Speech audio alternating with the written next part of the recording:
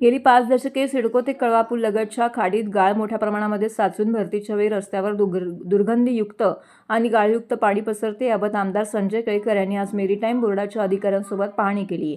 खाडीतील गाळ काढून खाडीलगत संरक्षक भिंत, सुशोभीकरण इत्यादी कामं करण्याबाबत सकारात्मक चर्चा झाली। भाजपाच्या स्थानिक नगरसेविका नम्रता कोळी आणि उषा वाघ यांनी याबाबत आमदार संजय केळकर यांना निवेदन दिलं होतं। गेल्या काही दशकांमध्ये या खाडीचा गाळ उपसण्यात आलेला असल्याने खाडीची रुंदी कमी झाली आहे। त्यामुळे पावसाळ्यात तसेच भरतीच्या वेळी दुर्गंधीयुक्त पाणी व गाळ रस्त्यावर येऊन रहिवाशांना अनेक आजारांना सामोरे जावं लागत असते।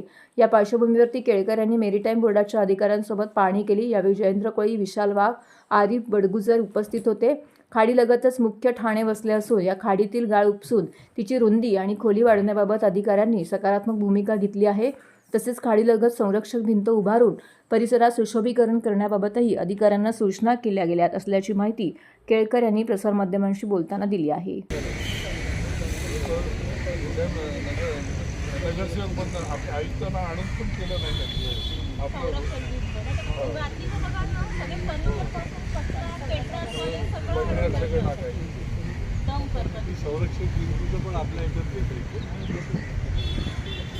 आज आम्ही इकडे ही जी खाडी आहे, ही खाडी ही ठाण्याची पूर्वीपासूनची शान आहे। कारण खाडीच्या भोवतीच ठाणे मध्यवर्ती ठिकाणी बसलेलं आहे। त्याच्यामुळे या खाडीमध्ये अनेक वर्ष म्हणजे 40-50 वर्षात तरी गाळ काढला नसेल अशा प्रकारची आमची माहिती आहे। आणि त्याच्यामुळे आमचे ही नम्रता कोळीने पण मला पत्र दिलं, जयेंद्र कोळीने दिलं। या दोन्ही नगरसेविका आता बरोबर आहेत, उषाताई वाघ आणि नम्रता। तर या ठिकाणी हा गाळ काढणं ही अत्यंत गरजेची गोष्ट झालेली आहे। या खाडीचा गाळ जर काढला तर खोली पण वाढेल आणि भरती ओटीच्या वेळेला ओटीला ह्या बघा ना, आपण सगळं बघतोय की इकडे एवढ्या मोठ्या प्रमाणामध्ये चिखल येऊन साचतो आणि आरोग्यालाही तो धोका आहे। आणि अशा प्रकारे हा जो चिखल येतो त्याच्यामुळे खाडी देखील अडली जाते।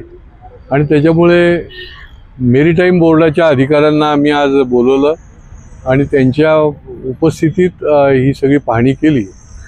हे निश्चित आहे की हा गाळ काढण्याचा कार्यक्रम हा मोठ्या प्रमाणावर घेतला जाणार आहे, परंतु त्याची पाहणी करून त्या कशा पद्धतीने ते काढायचं हे सगळं त्यांनी तयार करायचं ठरवलं आहे। आणि त्याच्यानंतर या खाडीतला गाळ जो आहे तो काढण्याचा कार्यक्रम सुरू होईल। त्याच्यानंतर सुशोभीकरणाच्या संबंधी देखील या ठिकाणी गरज आहे, कारण हा घाट आहे महागिरीच्या समोर जो आम्ही उभे आहोत।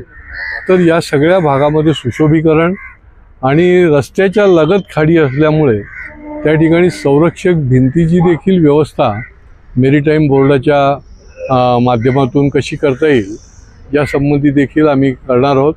परंतु हा गाळ काढण्याचं काम, ही खाडी अधिक खोल करण्याचं काम जे आहे ते पुढच्या काही काळामध्ये निश्चितपणे सुरू होईल।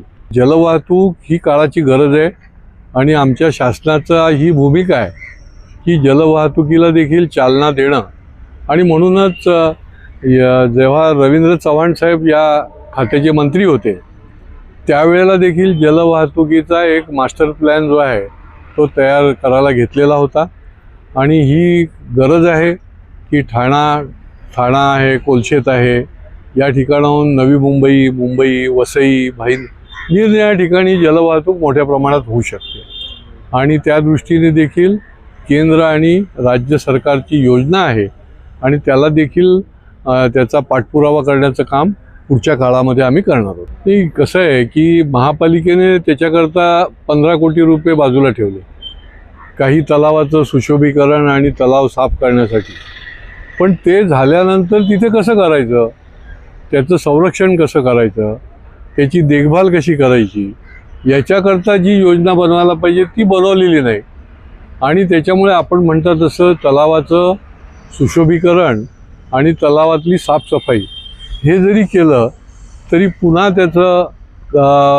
त्याचे तलाव जे आहेत ते खराब व्हायला आपल्याला बघायला मिळतात। त्याच्यामुळे ते दोन्ही बाजूने नीट त्याचं नियोजन करायला पाहिजे। या खाडीच्या संबंधी देखील आता जे काम सुरू होईल तर त्याचं देखील योग्य नियोजन की नंतरच्या काळामध्ये कशा पद्धतीने ते खाडी जी आहे ती वाहती राहील याचं नियोजन देखील पुढच्या काळामध्ये ते करण्याचं काम हे मेरीटाईम बोर्डाला सांगितलं जाईल.